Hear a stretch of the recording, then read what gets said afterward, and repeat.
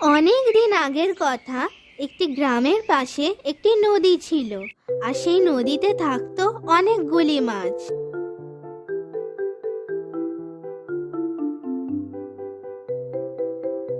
আর এই মাছগুলির মধ্যে তিনটি মাছ ছিল খুবই ভালো বন্ধু। তাদের মধ্যে একজনের নাম মিলি। মিলি ছিল খুবই চালাক। একজনের নাম চিনি। চিনি ছিল খুবই বুদ্ধিমান। আর একজনের নাম ভোলু। আর ভোলু ছিল খুবই অলস। সে সবসময় এদিক ওদিক ঘুরে বেড়াতো আর সবকিছু ভাগ্যের ওপর ছেড়ে দিত। আর একদিন দুটো জেলে সেই পথ দিয়ে হেঁটে যাচ্ছিল। তারা নদীর ধারে দুটি বক দেখতে পেল। তা দেখে একজন জেলে অপরজনকে বলল, এই দেখেছিস এখানে কতগুলো বক? দেখ, কেউ কেউ তো আবার মাছও খাচ্ছে। হ্যাঁ, তার মানে এখানে অনেক মাছ আছে। জঙ্গলের ভিতরে হওয়ায় আমাদের তো এই পাশে আসাই হয় না, তাই মাছগুলো এই নদীটাকে নিরাপদ জায়গা হিসেবে বেছে নিয়েছে। তাহলে এখানে জাল ফেললে তো আমরা অনেক মাছই ধরতে পারবো। হ্যাঁ, কিন্তু এখন তো সন্ধ্যা হয়ে গেছে, এখন তো আর মাছ ধরা যাবে না। আর এখন যদি ধরে নিই তাহলে কিন্তু বাজারে গিয়ে বিক্রিও করা যাবে না। আমরা বরং কাল সকালে আসি। হ্যাঁ, ঠিক বলেছো। আজ বরং চলো, কাল সকালেই আমরা আসবো। মিলি, চিনি আর ভোলু তিনজন এই জেলের এই কথাগুলো শুনতে পেয়ে গেল। খুব ভালো হলো, আমরা জেলেদের কথা শুনতে পেয়ে গেলাম। তাহলে আমরা এখান থেকে তাড়াতাড়ি চলে গিয়ে বড় নদীতে গিয়ে থাকতে পারবো। কাল কি ঘটবে কালই দেখা যাবে, তা নিয়ে এখনই অস্থির হওয়ার দরকার নেই। এখন মজা করছি, মজা করো। হয়তো রাতে জেলেদের জাল কেটে রাখতে পারে ইঁদুরে, তারা সকালে হয়তো আসতে পারলো না, বা বৃষ্টি হলো, হয়তো জেলেরা কাল সকালে আসতে পারলো না। সবই ভাগ্যের ব্যাপার, ভাগ্য যা চাইবে সেটাই তো হবে। বিপদের কথা জেনেও এখানে থাকা নিরাপদ নয়। চলো বন্ধুরা, আমরা এখান থেকে চলে যাই। তুই গেলে এখান থেকে চলে যা, আমরা তো আজ এখানেই থাকবো।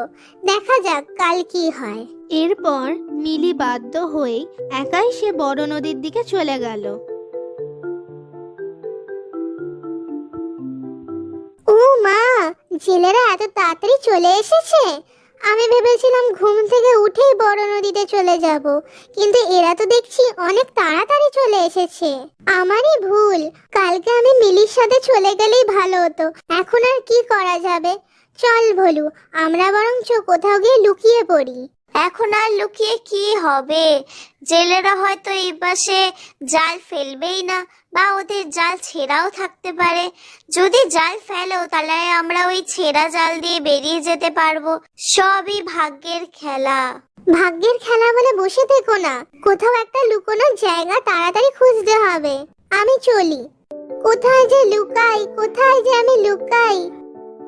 ভোলু ভাগ্যের ওপর আশা করে সেখানেই থেকে গেল।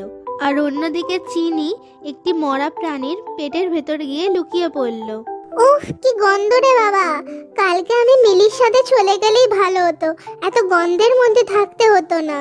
এরপর জেলেরা জাল ফেললো, আর সেই জালে ভোলু আটকা পড়ল, আর তার সাথে সেই মরা প্রাণীটিও আটকে পড়ল। আমরা অনেক মাছই পেয়েছি। হ্যাঁ, সে তো ঠিক আছে, কিন্তু সাথে আবার ওটা কি? এটা একটা মরা প্রাণী, আর এর থেকে অনেক দুর্গন্ধ আসছে। এটাকে আবার জলেতেই ফেলে দাও।